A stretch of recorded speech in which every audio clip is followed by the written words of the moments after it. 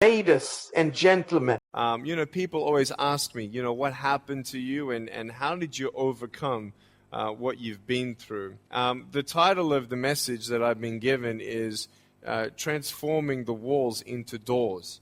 When I speak corporately, the line that I like to use is changing obstacles into opportunity. Now, I'm very well aware to share with you as well. I know that there are 1 billion people going hungry today. I know that this year 1 million people will commit suicide. It's one every 40 seconds. I know today there are 120 million slaves, and I've met sex slaves, and I've seen the top of the pyramid as far as business and met the billionaires.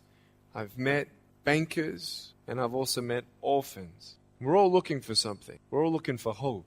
Hope you can't just have just because you were born with hope. No, we're born with pain. We're born and live through difficulty. And in our life, my parents always taught me that even though we don't know why I was born this way, that we have a choice. Either to be angry for what we don't have, or be thankful for what we do have. The power of that choice was the first thing that I had to overcome and decide for myself, especially in the early years of school. A lot of kids would come up to me and tease me. And I have been speaking at 5 congresses. I've met 7 presidents all around the world. My largest crowd was 110,000. I have 30,000 invitations for me to speak. So wherever I go, I talk about the value of life. I talk about anti-bullying messages for the school systems in different nations. The greatest thing is love. When we feel like we don't have enough love and we don't have enough hope, we start losing strength to live. For me, in my life as a child, I had a big wall. I was surrounded by 4 walls and a low ceiling of opportunity. I was set free in so many different ways, and especially surviving from day to day with my parents who loved me, who encouraged me, who told me that I was beautiful the way that I was, and not to worry about what other people said about me.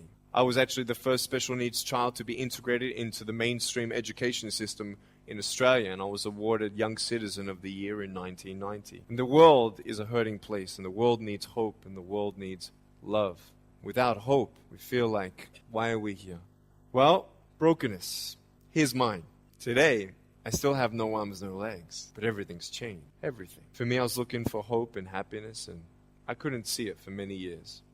In fact, if this side of the table represents my hope, truth encourages me to become all that I can be. But then we have lies every day coming in our mind, people who discourage us. You know the people that you have in your life who, no matter how good of a day you're having, they'll bring you down. Or no matter how bad of a day you're having, they'll bring you even lower. You know what I'm talking about? Think of the 3 biggest discouragers in your life. They're not your biggest discouragers. You are. It only takes 3 seconds for me to tell you something discouraging. But then you may never forget my words. I've met so many 50-year-old women and 40-year-old women who still remember what their fathers told them that they wish they never heard. Words are powerful. When you hear those words and then your mind starts growing with these lies. Nick, you're not good enough. Nick, just give up. Nick, you're never going to get a job. You won't get married. You can't even hold your wife's hand. What kind of a father are you going to be if you can't even pick up your kids when they're crying? You're alone. Sure, your parents hug you, but their hugs can't heal you. Just give up. At age 8, I thought that I should commit suicide. Why? Because I didn't have hope. I thought I didn't have hope. Today you can see that I had hope. What's the word? Believing in something you do not see. Faith. Words can only do so much. Hugs can do much more than words. But when hugs can't do anything, that's where faith kicks in. For me, words and hugs were not enough, but I had no faith. So I tried to give up. At age 10, I tried to drown myself in 6 inches or 15 centimeters of water in my home. I told my dad I just wanted to relax. But really, I wanted to end my life. I had enough. Dosta me a beer. The first 2 times I rolled over, I was trying to work out how much air I hold in my lungs before I let it out.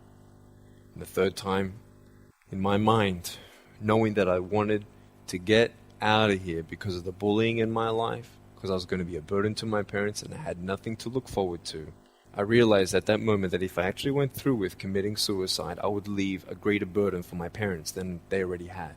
So there was one thing less hopeful or more burdensome than having a child without limbs. What is it? A child without limbs who gives up.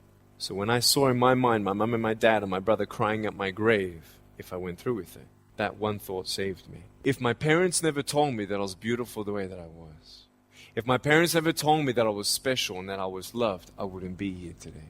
So I encourage every single parent who tries their best to encourage their teenagers.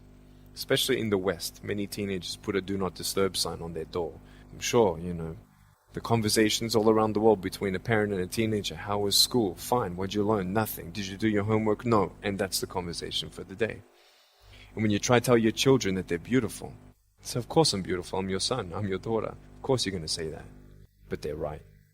Every single human being has value, and my value is not determined on how I look or what job I have or where I'm from, where I was born, how much money, all that stuff is nothing.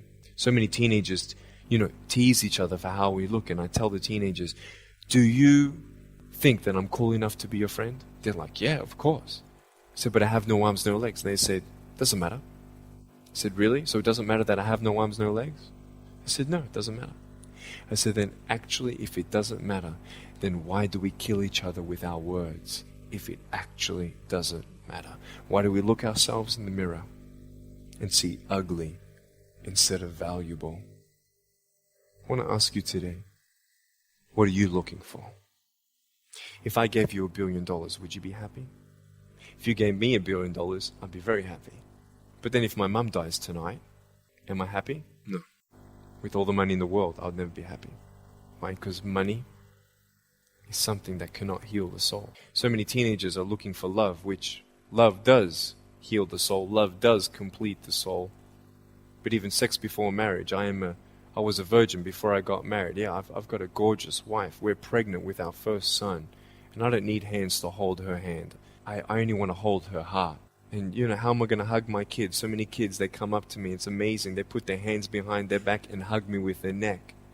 And I've realized in life, even the worst parts of my life can be turned into good. And they're even more special. So many teenagers, they're looking for love. So they're going to go do this and go do that and have sex before marriage. For me, sex out of marriage is like a $5 Gucci watch. Sex within marriage and having sex with someone who loves you, who's committed to you for the rest of your life, going to be the mother or father of your kids. That's what love is. You can talk, you can sleep with as many people as you like, but never know for sure, do they love me?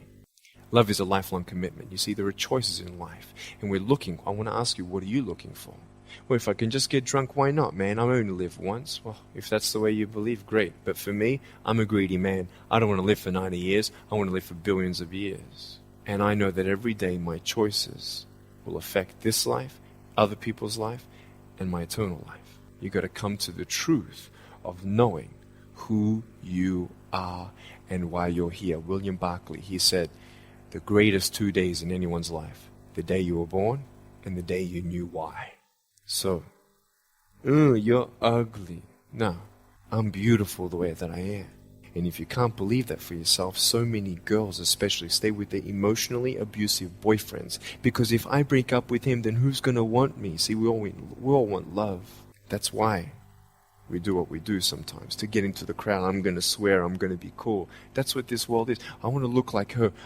If I was taller, shorter, smarter, more popular, whatever you want. It's not enough until you find the truth. I'm wonderfully and fearfully made. There's a greater purpose for my life. I am here for a reason. Sure, I didn't get a miracle. Yeah, I believe in a God who can do miracles, and I have a pair of shoes in my closet. Why? I've seen blind people seeing and deaf people hearing. That's fine if you don't believe me. I got it on camera. But I realized something. If God doesn't change my circumstance, He's going to use my life to be a miracle for someone else. When you don't get a miracle, you can still be a miracle for someone else. I'm going to close off with this beautiful story. I was in Southern California. I have two organizations. I have a non-profit organization and I have a for-profit. I probably spoke between years 2007 and 2010, 1,000 times, 600 flights. And I've spoken to 4.5 million people face-to-face. In the last 48 hours here in Serbia, we've reached 5 million through media. So, we have the heart of people to love others. We want people to love each other, love yourself, dream big, and never give up. We're all looking for hope, aren't we? What are you looking for? Money, drugs, sex, alcohol, pornography, fame, fortune. Never satisfy. It's never enough. But I've come to a peace. So check this out. When I'm 24 years old, 5-6 years ago, I was in California. And I never met anybody else like me. When I was 10 years old, I wish I would have met somebody like me. Never did. Didn't get that miracle.